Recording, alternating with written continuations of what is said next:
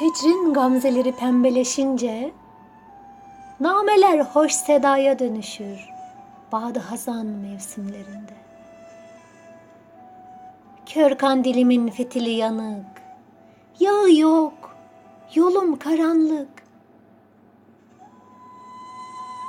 Yıldızlar sürdü beni mehtaba, gülvarımın gülleri tutuştu aşkla.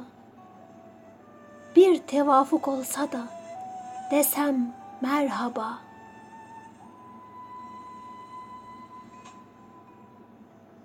Bürünse tecrit hırkasına, gark olsa nuru aşka. Badı sabah estikçe hara döner bu yangın. Beyhudedir coşmalarım.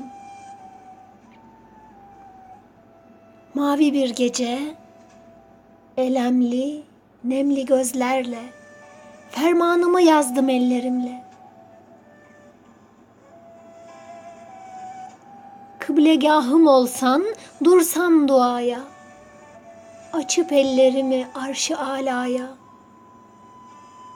Güneşe gölge salmak mı? Haşa! Kanat açtım o mağrur, asil duruşa.